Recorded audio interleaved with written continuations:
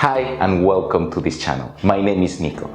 In today's video, you will learn the difference between ser y estar and simple rules to never make mistakes again.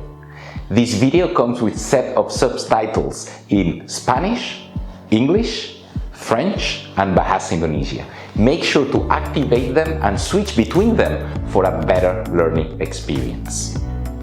And don't forget that at the end of this video, you will have the chance to practice the learning points of today. If you too want to learn the second most spoken language in the world with more than 460 million of Spanish speakers, subscribe to this channel and start learning Spanish easily with our weekly video.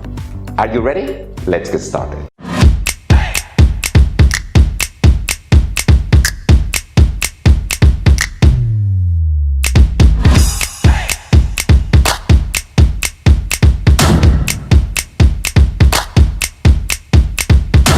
In English, ser y estar has the same meaning, to be.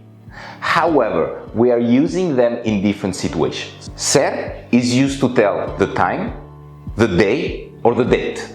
For example, son las 5. Hoy es viernes. Mañana es el 14 de julio. Ser is also used to tell the place of origin. For example, soy de Francia. Soy de España. Ser is also used to tell occupation or job. For example, soy un ingeniero. Soy un estudiante. Ser is also used for nationalities. For example, soy francés. Soy español. Ser is also used to tell the material something is made of. For example, la silla es de madera. La mesa es de plástico. Ser is used to show ownership. Esta camisa es mía. El ordenador es tuyo. Ser is also used to show relationship between objects or persons. Es mi hermana. Carmen es la esposa de Julio. And finally, ser is used to describe essential qualities of an object or a person. For example, esta camisa es negra. O Julio es muy guapo.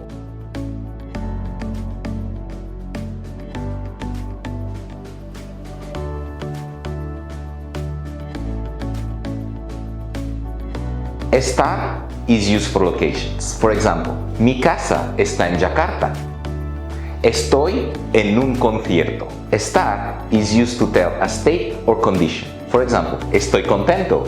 Está lloviendo. Estar is also used in common Spanish expressions. For example, estar de acuerdo, estar de pie.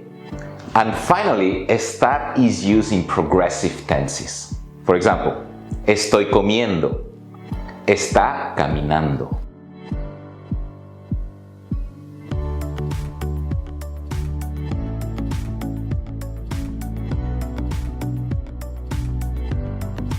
There is also a common rule to help you to make the difference between ser y estar.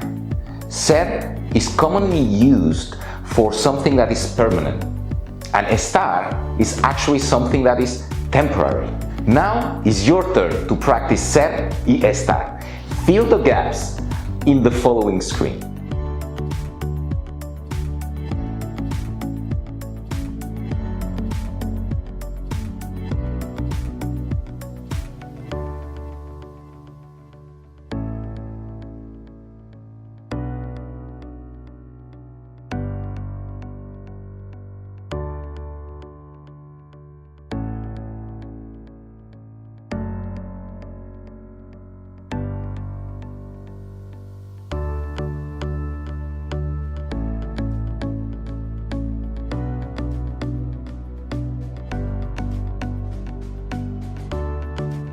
Well done! If you follow these simple rules, you will never make a mistake again.